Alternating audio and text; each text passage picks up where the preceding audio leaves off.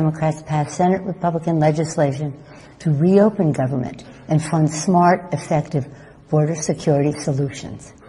But the president is rejecting these bipartisan bills which would reopen government over his obsession with forcing American taxpayers to waste billions of dollars on an expensive and ineffective wall, a wall he always promised Mexico would pay for.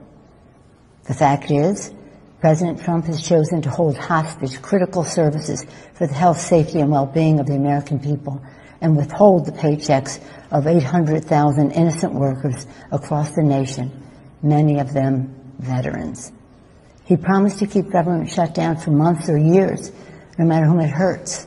That's just plain wrong. The fact is, we all agree we need to secure our borders while honoring our values. We can build the infrastructure and roads at our ports of entry. We can install new technology to scan cars and trucks for drugs coming into our nation. We can hire the personnel we need to facilitate trade and immigration at the border. We can fund more innovation to detect unauthorized crossings. The fact is, the women and children at the border are not a security threat. They are a humanitarian challenge, a challenge that President Trump's own cruel and counterproductive policies have only deepened. And the fact is, President Trump must stop holding the American people hostage, must stop manufacturing a crisis, and must reopen the government. Thank you. Leader Schumer? Thank you, Speaker Pelosi. My fellow Americans, we address you tonight for one reason only. The President of the United States, having failed to get Mexico to pay for his ineffective, unnecessary border wall, and unable to convince the Congress or the American people to foot the bill, has shut down the government. American democracy doesn't work that way. We don't govern by temper tantrum. No president should pound the table and demand he gets his way, or else the government shuts down, hurting millions of Americans who are treated as leverage. Tonight, and throughout this debate and throughout his presidency, President Trump has appealed to fear, not facts, division, not unity. Make no mistake, Democrats and the president both want stronger border security. However, we sharply disagree with the president about the most effective way to do it. So, how do we untangle this mess? Well, there's an obvious solution. Separate the shutdown from arguments over border security. There is bipartisan legislation supported by Democrats and Republicans to reopen government while allowing debate over border security to continue. There is no excuse for hurting millions of Americans over a policy difference. Federal workers are about to miss a paycheck. Some families can't get a mortgage to buy a new home. Farmers and small businesses won't get loans they desperately need. Most presidents have used Oval Office addresses for noble purposes. This president just used the backdrop of the Oval Office to manufacture a crisis, stoke fear, and divert attention from the turmoil in his administration. My fellow Americans, there is no challenge so great that our nation cannot rise to meet it. We can reopen the government and continue to work through disagreements over policy. We can secure our border without an ineffective, expensive wall. And we can welcome legal immigrants and refugees without compromising safety and security. The symbol of America should be the Statue of Liberty, not a 30-foot wall. So our suggestion is a simple one. Mr. President, reopen the government and we can work to resolve our differences over border security. But end this shutdown now. Thank you.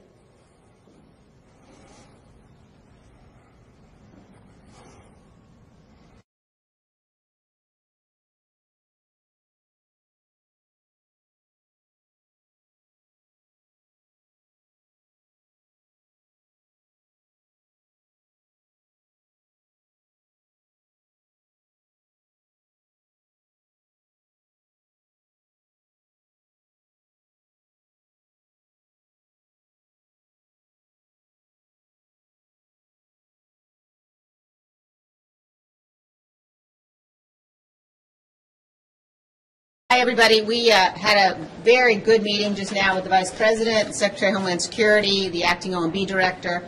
The main message and focus is the fact that we have a crisis at the southern border. Nobody denies we have a crisis at the southern border. It's absolutely clear it's a humanitarian crisis and it's a security crisis, and we've got to ensure we provide the resources necessary. The President has been and continues to negotiate in good faith. He's giving an address this evening. It's the first time he's given an address from the Oval Office. It shows you the importance of the issue. And at the same time, however, we're in a situation where even though we have provided the information that the Democrats have asked for in terms of detailing what the resources are necessary to use for, they have not responded. They have not come back to us. They refuse to negotiate. So we are absolutely dedicated to making sure that we secure the border and stop the political games, stop the partisan games. And the Vice President was received very warmly and was able to give everybody a very clear idea of where the President stands and his commitment on this issue. So with that, I will turn it over to the whip. Thank you, Liz. We have a clear crisis at the southern border. I appreciate the fact that President Trump has a strong resolve to solve this crisis while working to reopen the government. What we have seen from Pelosi and Schumer are a refusal to negotiate. This goes back to weeks ago when we passed a bill out of the House to fully fund the remaining agencies of the federal government while solving the crisis at the southern border. That bill went over to the Senate. The President immediately started to offer a negotiation with Chuck Schumer. They started talking numbers through the Vice President, and yet not one day did you see a counter offer.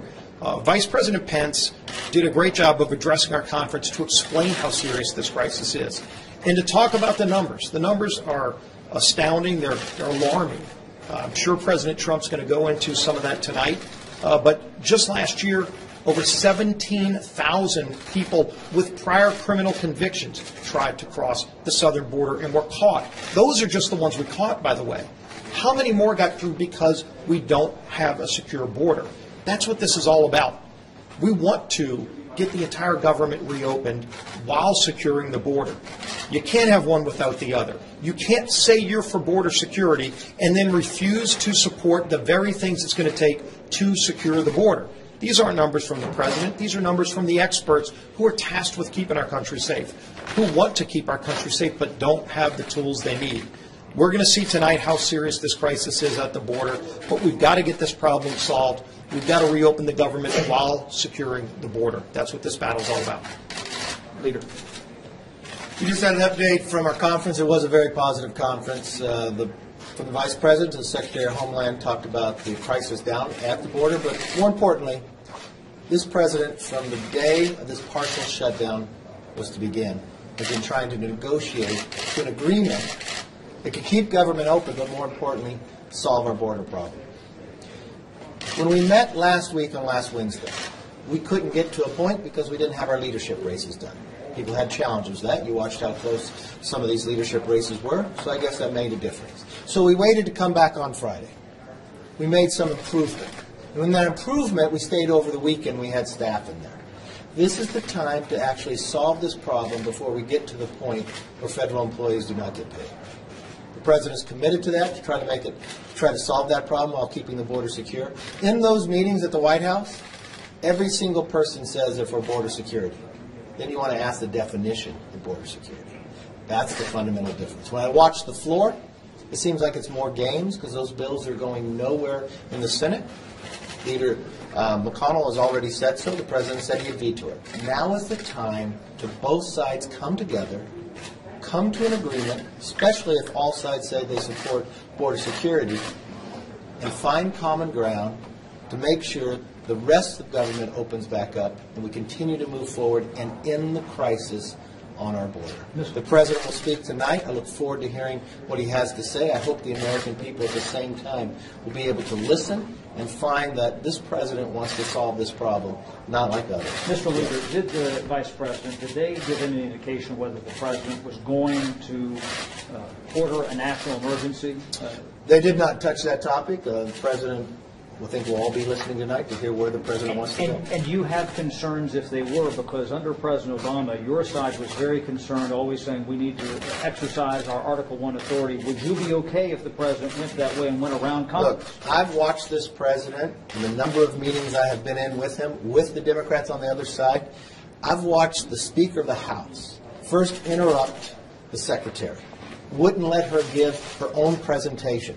Then, as we continue these meetings days later, when the Secretary finally has the ability to give facts out, she says, I disagree with the facts. Well, they're not the Secretary facts. They're the facts that are happening along the border. That's the challenge what we have. We have individuals who say they don't want to talk about anything, even though they say they believe in border security.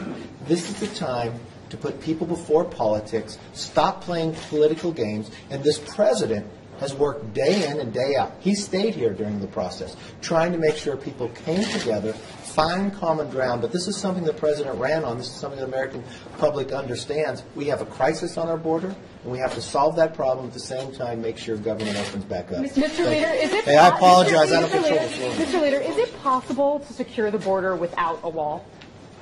Look, the president has talked before.